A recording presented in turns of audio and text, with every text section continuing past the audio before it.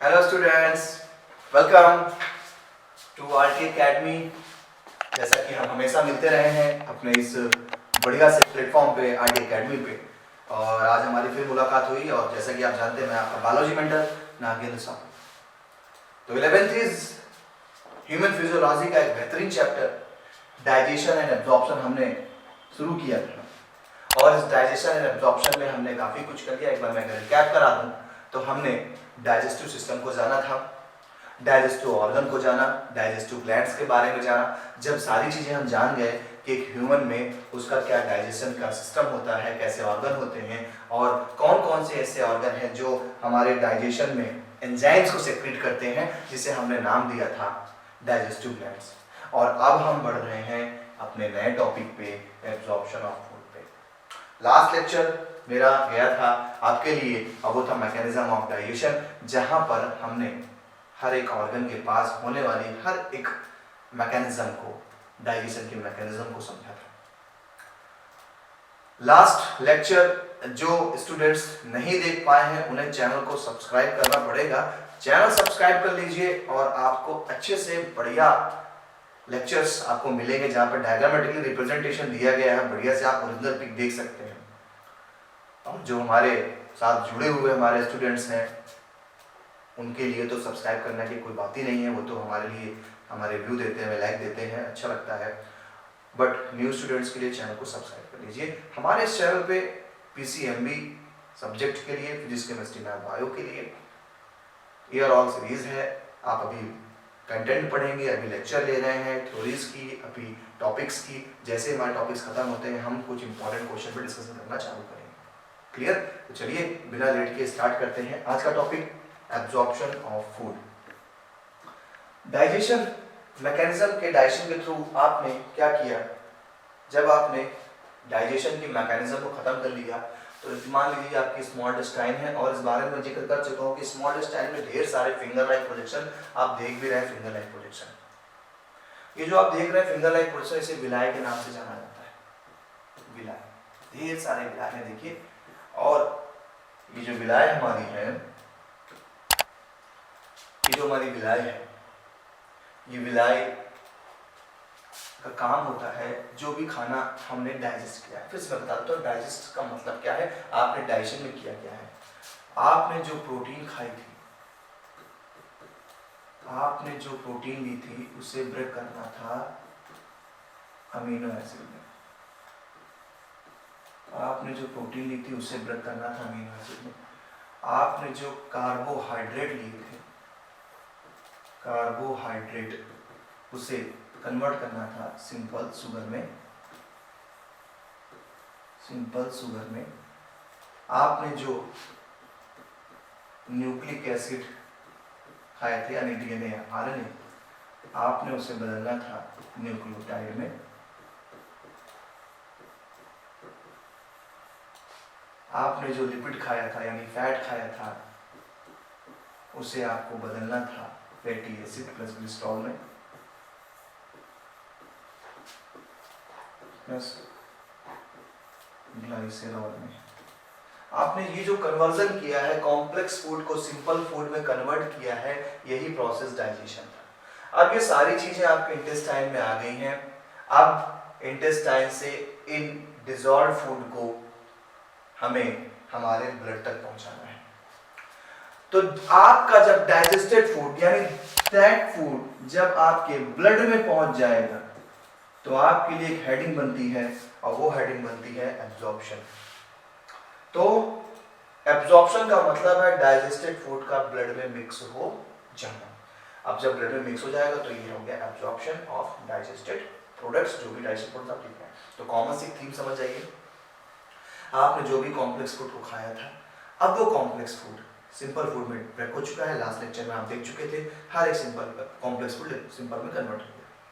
अब क्या करना है, अब जो हमारा सिंपल फूड है, सिंपल फूड को हमारी बॉडी एब्जॉर्ब करेगी, ब्लड में मिक्स होगा, तो ये प्रोसेस होता है एब्जॉर्प्शन। आज हम यही जानने वाले हैं कि एब्जॉर्प्शन क्या चीज होती है। चलिए कुछ थीम समझते हैं। एब्जॉर्प्शन का मतलब है क्या? Absorption is the transfer of end products of digestion from intestine to the circulatory fluids, यानी बॉडी में मौजूद ब्लड या लिम्फ में अगर हमारा खाना मिल जाएगा तो आप इसे कहेंगे ये है एब्जॉर्प्शन। तो अगर आप देखें ध्यान से तो ये ल्यूमन ऑफ गट है, गट की ल्यूमन हमारी एलिमेंट्री कैनाल, और देखिए ये विलायक लगी हुई है। खाना जो हमारा जा रहा है इस गट के ल्यूमन से आपके ब्लड में मिक्स हो रहा है। जब गट के ल्यूमन से आपके ब्लड में मिक्स होता है तो देखिए विलाय एक बीच में क्या कर रही है, विलाय एक तरीके का एक एब्जॉर्प्शन के सरफेस एरिया को बढ़ा रही है। तो जब आपका डाइजेस्टेड फूड आपके ब्लड में चला गया तो आप ये टर्म बोलते हो क्या है सर, ये एब्जॉर्प्शन होता है। अब देखिए एब्जॉर्प्शन के दो टाइप्स हैं, थोड़ा सा ये लेवल ऊपर जाता है। एब्जॉर्प्शन के दो टाइप कौन कौन से हैं, या तो पैसिव एब्जॉर्प्शन करेंगे आप या तो एक्टिव। पैसिव और एक्टिव में डिफरेंस क्या है? तो जब बात करते हैं एब्जॉर्प्शन के मेथड की तो पैसिव का मतलब है ये कंसंट्रेशन ग्रेडियंट। चलिए मैं इसको समझा देता हूं अपने स्टाइल में, ये टॉपिक थोड़ा सा बढ़िया है, आगे भी काम आएगा आपके, इसलिए इसको भी बताना जरूरी है। तो जो आपका एब्जॉर्प्शन का प्रोसेस है, एब्जॉर्प्शन बोलूं ट्रांसपोर्टेशन बोलूं, कोई मैं टी बना रहा था ट्रांसपोर्टेशन के लिए, ये दो मेथड से चलेगा। टू मेथड पे बिलोंग करता है, फर्स्ट पैसिव,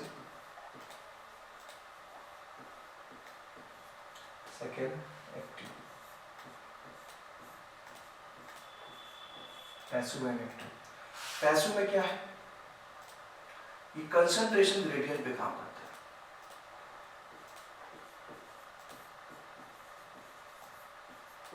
कंसंट्रेशन ग्रेडियंट ये है। अभी तक आपने हमेशा जाना है कि मॉलिक्यूल, जो भी मॉलिक्यूल है हमारे, वो मूव करते हैं from their higher concentration to lower concentration. तो जब कोई मॉलिक्यूल अपने हायर कंसंट्रेशन से लोअर कंसंट्रेशन की ओर मूव करता है, जैसे कि आप घर में परफ्यूम की बॉटल को ओपन करते हैं तो परफ्यूम की बॉटल के अंदर ढेर सारे फ्रेग्रेंस के ओडोर के पार्टिकल्स मौजूद हैं। जैसे ही आपने उसके बटन को प्रेस किया, आपने दो रास्ते खोल दिए, एक सराउंडिंग के एटमॉस्फेयर का, दूसरा परफ्यूम की बॉटल का। जैसे ही आपने प्रेस किया, अब परफ्यूम के बॉटल के पार्टिकल्स इस जगह पर हायर कंसंट्रेशन पे हैं, बाहर की तरफ लोअर कंसंट्रेशन पे हैं। तो जो ये मॉलिक्यूल होते हैं अपने हायर कंसंट्रेशन से लोअर कंसंट्रेशन की ओर मूव करते हैं, इसको हम बोलते हैं कंसंट्रेशन ग्रेडियंट। और अगर यही अपोजिट हो जाए, मींस चीजें अपने लोअर कंसंट्रेशन से हायर की तरफ चलती हैं, तो ये हो जाएगा आपका अगेंस्ट कंसंट्रेशन ग्रेडियंट, यानी जस्ट इसका अपोजिट। अभी चीजें हाई से लो जा रही थी, अब लो से हाई जाएंगी। तो जब लो से हाई जाती है तो उसको बोलते हैं अगेंस्ट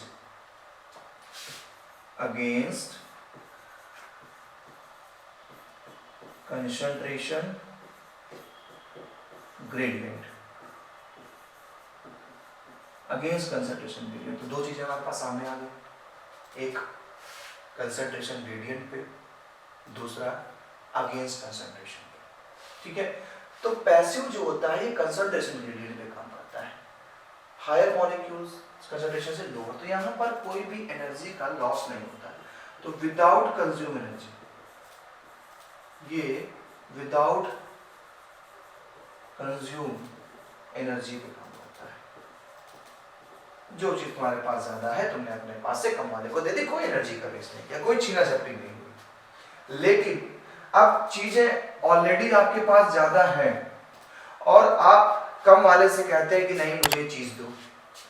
अब सिंपल सी बात है यार, जो चीज आपके पास ऑलरेडी ज्यादा है, अब आप कह रहे हो नहीं मेरे पास कम है, हमें और चाहिए, तो इसके लिए आपको छीना झपटी करनी पड़ेगी, क्योंकि समाज इसकी इजाजत नहीं देता है।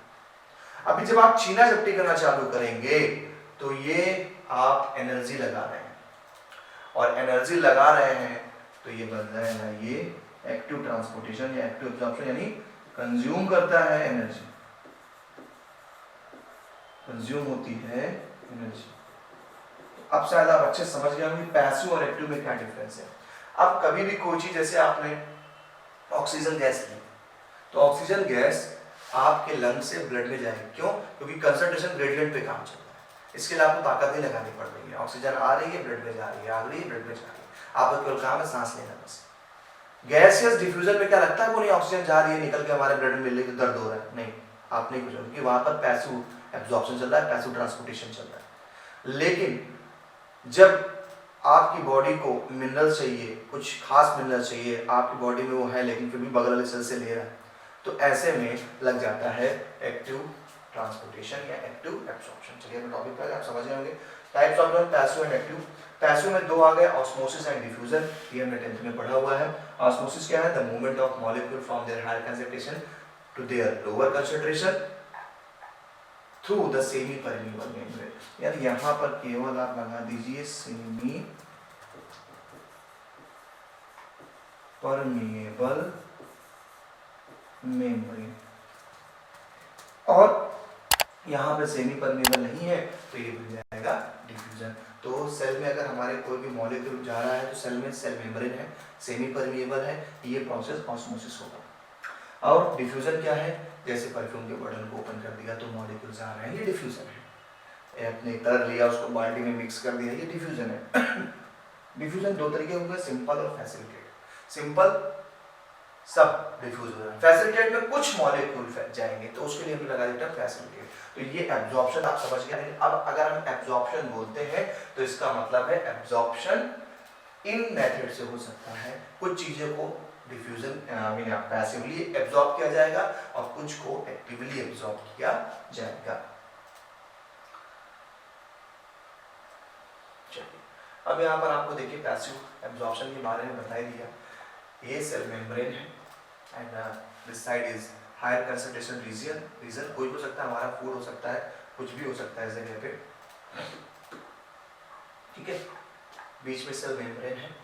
आप देख रहे हैं कि जब मॉलिक्यूल बिना किसी प्रोटीन के चैनल के डायरेक्टली हायर कंसंट्रेशन से लोअर जा रहा है तो ये डिफ्यूजन हो गया।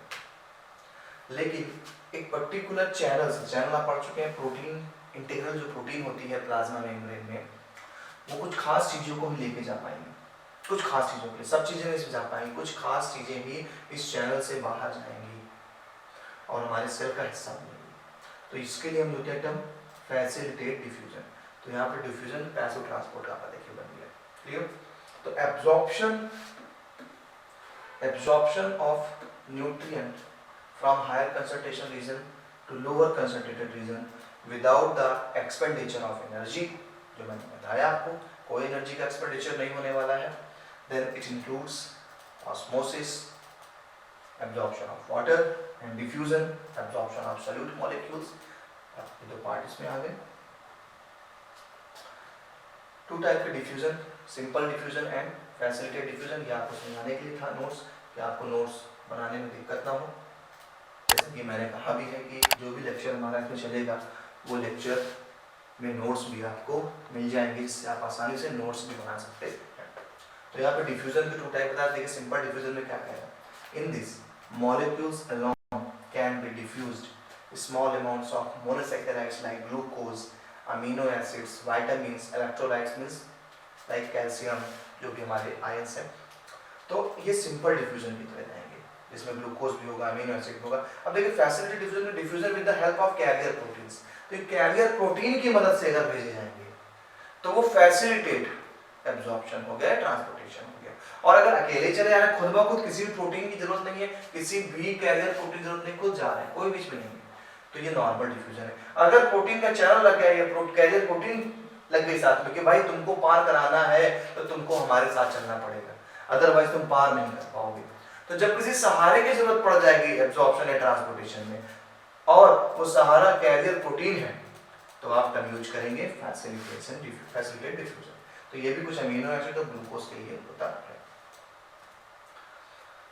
Active absorption. अब एक्टिव एब्जॉर्प्शन में आप अच्छे से जानते हैं कि एक्टिव एब्जॉर्प्शन में एनर्जी तो कंज्यूम होनी है। चलिए देखते हैं जरा भाई क्या कहती है हमारे एनसीईआरटी। सबसे पहली बात तो एक्टिव एब्जॉर्प्शन जानते हैं कि लोअर कंसंट्रेशन रीजन से हायर कंसंट्रेशन रीजन पे जा रहा है। आप देख रहे हैं कि ऑलरेडी इस जगह पर कंसंट्रेशन लो है किसी मॉलिक्यूल को, जो ग्रीन कलर से आपको दिखाई पड़ रहा है, और this side higher concentrated region है। लेकिन फिर भी क्या बदतमीजी चल रही है कि तुम्हारे पास का मैं कोई दिक्कत नहीं, तुम हमें जबरदस्ती दो। तो जबरदस्ती जब ले रहे हैं तो एनर्जी लगानी पड़ेगी, और जब एनर्जी का एक्सपेंडिचर हो गया, अगेंस्ट कंसंट्रेशन गेम हो रहा है, तो इस कंडीशन पे हमारा एक्टिव एब्जॉर्प्शन चालू हो जाता है। तो absorption of nutrient from lower concentrated region to higher concentrated region के साथ दिया गया ना, against concentration gradient, it needs energy, यहाँ पर एनर्जी की जरूरत पड़ेगी। Example absorption of amino acid, example of amino acid monosaccharides like glucose, electrolytes like sodium potassium something. तो इस तरीके से एक्टिव अगर बात करें तो एक्टिव और पैसिव को आप अच्छे से समझ गए हैं। तो बॉडी में जो भी हमारा फूड है, ये फूड या तो कंसंट्रेशन ग्रेडियंट पे काम करके एब्जॉर्ब होगा या नहीं होगा तो अगेंस्ट कंसंट्रेशन ग्रेडियंट पे काम करेगा, लेकिन एब्जॉर्प्शन और ट्रांसपोर्टेशन जरूर होगा।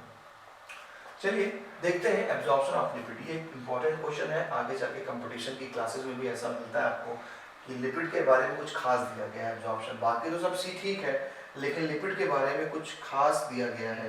क्या लिपिड के बारे में खास दिया गया है, बात करते हैं। चलिए, मोनोग्लिसराइड्स या फिर diglycerides and fatty acids can not be absorb directly as they are water insoluble.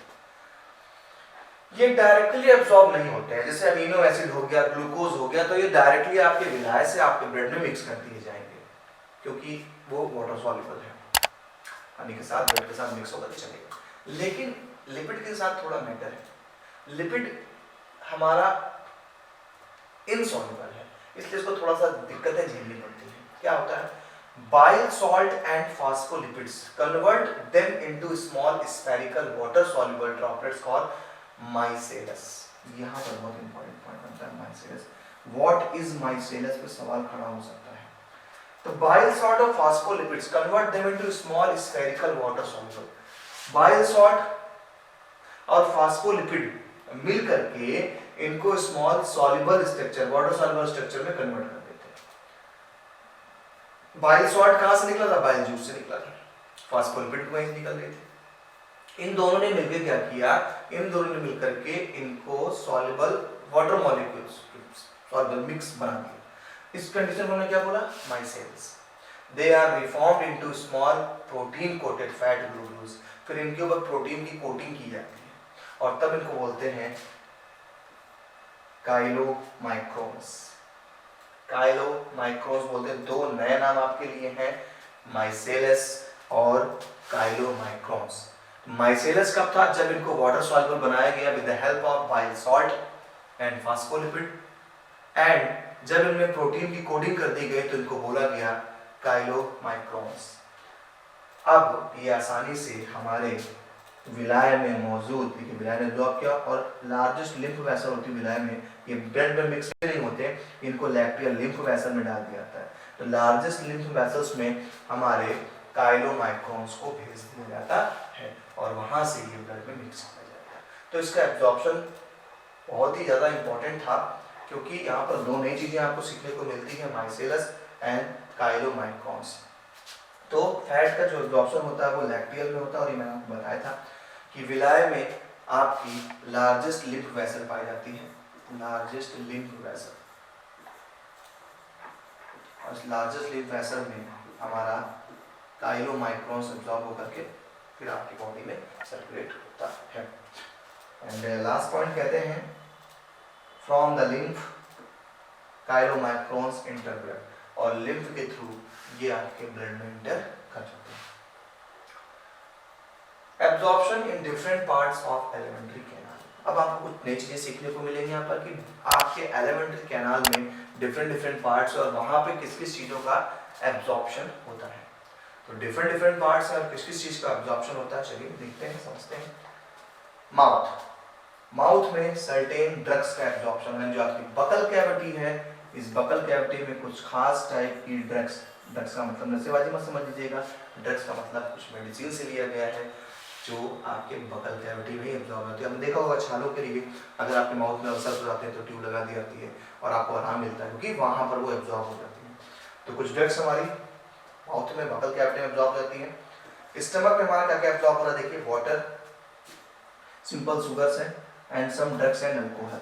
तो अल्कोहल और ड्रग्स आपके स्टमक में ही एब्जॉर्ब कर लिए जाते हैं, इसीलिए आपको ड्रिंक लेने के बाद नशा चढ़ जाता है जल्द। क्यों? क्योंकि वो इंटेस्टाइन में पहुंचने का वेट नहीं कर रही है, वो आपके स्टमक से ही एब्जॉर्ब कर ली जाती है। या कोई आप मेडिसिन खाते हैं तो इंटेस्टाइन तक जाने तक वो 3.5-4 घंटे लग जाएंगे, पता चला आप मर रहे हैं, दवा खाई आपने, अब 3.5 घंटे बाद आराम मिलेगा दर्द से, तो क्या फायदा होगा? तो ये जो मेडिसिन होती है, ड्रग्स, ये स्टमक में ही एब्जॉर्ब हो जाती है। स्मॉल इंटेस्टाइन में क्या कहा जा रहा है, देखिए, all nutrients including minerals and vitamins, जितना भी न्यूट्रिएंट है बचा कुचा, साथ ही साथ विटामिन्स, ये सब आपके स्मॉल इंटेस्टाइन में एब्जॉर्ब कर लिए जाते हैं। स्मॉल इंटेस्टाइन में आप देख रहे हैं विलाय जैसे स्ट्रक्चर पाए जा रहे हैं, भयंकर स्ट्रक्चर है जो एब्जॉर्प्शन के सरफेस एरिया को बढ़ा देते हैं। तो स्मॉल इंटेस्टाइन में सब कुछ एब्जॉर्ब हो रहा है। लार्ज इंटेस्टाइन, यहाँ पर water, some minerals and drugs का एब्जॉर्प्शन होता है। तो खासकर हमारी लार्ज इंटेस्टाइन जो फेमस है, इस मामले में फेमस है, यहाँ पर कुछ वाटर का तो बहुत ही एब्जॉर्प्शन होना है, और यहीं पे गड़बड़ी के कारण आपको लूज मोशंस भी आना चालू हो जाते हैं। तो लार्ज इंटेस्टाइन में वाटर हो रहा है, some minerals and drugs absorb कर लिए जाते हैं।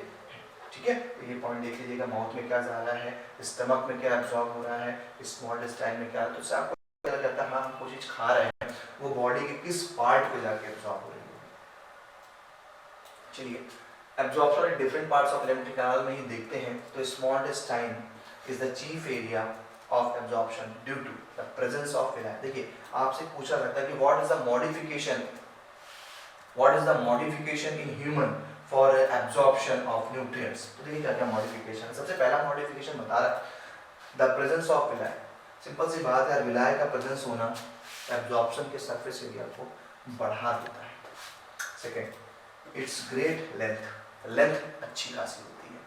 सोचिएगा लेंथ नहीं होती, लेंथ भाई 6.5 मीटर की लेंथ है, अगर लेंथ नहीं होगी तो थोड़ी देर में खाना आपके लार्ज इंटेस्टाइन में पहुंच जाएगा, वहां कुछ एब्जॉर्प्शन होना नहीं। तो फूड हमारा इंटेस्टाइन हमारी क्या है, लेंथ होती है इसकी अच्छी खासी, और लेंथ होने के कारण धीरे धीरे फूड का एब्जॉर्प्शन चलता रहता है। एंड थर्ड आता है क्वाइल्ड नेचर। क्वाइल्ड है, देखिए काफी क्वाइल्ड है। सोचिए अगर ये पाइप सीधे ऐसा होता तो बहुत जल्दी खाना हमारा पहुंच जाता है लार्ज इंटेस्टाइन के पास, जहां पर एब्जॉर्प्शन होना बंद हो जाता है, लेकिन नहीं, कॉइल होने के कारण खाना घूमता है, धीरे धीरे पहुंचता है। तो सारी चीजें पाई जा रही, कॉइल नेचर ने बड़ा अच्छा कर दिया कि धीरे धीरे घूमता हुआ जाएगा, और जब धीरे धीरे घूमता हुआ जाएगा तो फूड का एब्जॉर्प्शन होता चलेगा। शायद इसीलिए कहा जाता है खाना खाने के बाद पानी ज्यादा नहीं पीना चाहिए। क्यों? आप पानी पिएंगे तो प्रेशर जनरेट कर देगा, पानी धक्का देगा खाने को कि आगे बढ़ो, तुम डाइजेस्ट हुए हो या ना हुए मतलब नहीं है, प्रेशर मारेगा, इसीलिए खाना खाने के बाद पानी नहीं पिया जाता। तो ये खास 3 चीजें थी जो स्मॉल इंटेस्टाइन को एक मॉडिफाइड कर रहा है फूड को अच्छे से डाइजेशन के लिए और फूड को अच्छे से एब्जॉर्ब करने के लिए। चलिए आगे पेज पे देखते हैं क्या है हमारा। अगले पेज पे आएंगे तो हम अगर देखें,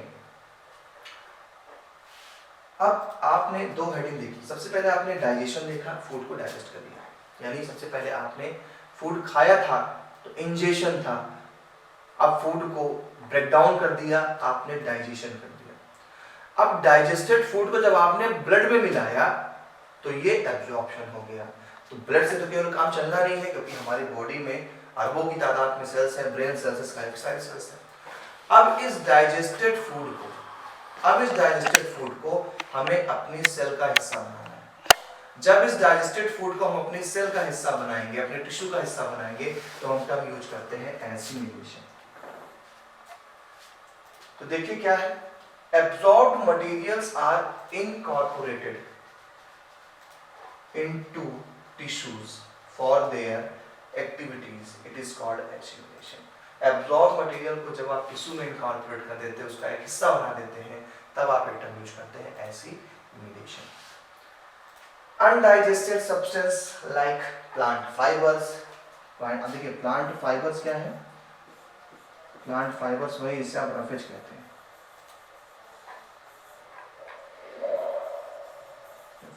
तो रफेज यही होता है, इसीलिए फाइबर्स खाने चाहिए, ये इंटेस्टाइन को साफ कर देता है, कंस्टिपेशन नहीं होने देता है। तो प्लांट फाइबर्स हैं dead bacteria etcetera from form faces. Faces मतलब आपका अनडाइजेस्टेड फूड मटेरियल। तो यहाँ पे टंगा कर फेसेस मत कर दीजिएगा, चेहरा वाला मत कर दीजिएगा, बहुत डिफरेंस रहेगा। ये फेसेस है, FAECES, अनडाइजेस्टेड फूड आपका है। It enters the caecum through the ileocaecal wall. हर जगह वॉल मिलेगा आपको कि वॉल कंट्रोल करता है चीजों का अंदर आना या बाहर जाने के। से बहुत सारे आपने देखिए, आपने कार्डियक रिसेप्टर देखा, या आप उसी को कहते थे गैस्ट्रियो स्फिंक्टर, इधर पायलोरिक स्फिंक्टर मिला आपको, अब देना आपको मिलता है इलियोसीकल वॉल, यानी कि इलियम और सीकम के बीच का इलियोसीकम वॉल मिला, which prevents the back flow of faces, faces के ब्लैक फ्लो को रोकता है। तो ये पॉइंट आपका नोटेबल याद रखिएगा। आपसे पूछ सकता है कौन सा वॉल्व है जो सीकम के पास होता है। जब स्मॉल इंटेस्टाइन सीकम में जुड़ती है, और आपको याद होगा स्मॉल इंटेस्टाइन के 3 पार्ट होते थे, ड्यूडेनम, जेजुनम और इलियम। तो ये आपका इलियम, ये आपका इलियम जब सीकम में मिलता है तो इस जगह पे वॉल मौजूद है, और इसी वॉल को बोल रहे हैं इलियोसीकल वॉल। इलियम से इलियो लिया गया है और सीकम से सीकल लिया गया है, तो बन गया इलियोसीकम वॉल। और इस इलियोसीकम वॉल कंट्रोल कर रहा है कि फेसेस वापस न चला जाए बैक होकर के। क्लियर? तो यहाँ पर ये पॉइंट याद रखना। अब जब आपने एसिमिलेशन भी कर लिया तो बारी आती है कि अनडाइजेस्टेड पार्ट को बाहर निकाला जाए, क्योंकि अगर वो बॉडी में रह गया तो डिके होने लगेगा, सड़ने लगेगा, जिससे बहुत सारी आपकी बॉडी में प्रॉब्लम क्रिएट हो सकती है। इसलिए अब इस अनडाइजेस्टेड फूड को बॉडी के बाहर निकाला जाएगा। रेक्टम में स्टोर हो रहा है, और रेक्टम के पास हमारा एक पोर है जिसे हम एनस कहते हैं, और यहीं पर हमारा स्फिंक्टर पाया जाता है, एनल स्फिंक्टर, जो कंट्रोल करता है कि एनस से फूड अनडाइजेस्टेड बाहर जाता है। तो रेक्टम में स्टोर होता है हमारा अनडाइजेस्टेड फूड, और ये अनडाइजेस्टेड फूड जब बॉडी से बाहर निकाला जाता है रिफ्लेक्शन के थ्रू, ब्रेन आदेश देता है, तब आप इस प्रोसेस को नाम देते हो इजेशन, या इसी को आप बोलते हो डिफिकेशन। तो आपने सारे स्टेप समझ लिए। हमने खाना स्टार्ट किया था डाइजेशन से, एंड एटलीस्ट हमने डाइजेस्टेड फूड को बॉडी में एब्जॉर्ब किया, टिश्यू में मिलाया एसिमिलेशन के through, and then undigested food को हमने बॉडी से बाहर निकाला, और ये प्रोसेस बन गया था डिफिकेशन। और इसी बीच हमारी बॉडी को न्यूट्रिएंट मिलना चालू होता है, और हम जिंदा रहते हैं और अपने डेली रूटीन के काम को करते रहते हैं। तो आज हमने इस लेक्चर में अपने इस चैप्टर डाइजेशन एंड एब्जॉर्प्शन में अनडाइजेस्टेड फूड को बाहर निकाल दिया और एनर्जी पाना चालू कर दिया। तो 5 स्टेप तो याद रखना है हमेशा, ingestion, digestion, absorption, assimilation and egestion. यही हमारे डाइजेशन के मेन 5 स्टेप है, न्यूट्रिशन के मेन 5 स्टेप हैं, जिसके थ्रू हम जिंदा रहते हैं। अब आपको इसके अगले लेक्चर को लेने के लिए हमारे चैनल को अगर सब्सक्राइब नहीं किया है तो सब्सक्राइब कर लें, और जिन्होंने कर लिया है वो लाइक एंड शेयर करते चलें। और मुलाकात करेंगे फिर से एक नया लेक्चर पे अपने नेक्स्ट लेक्चर में। तब तक के लिए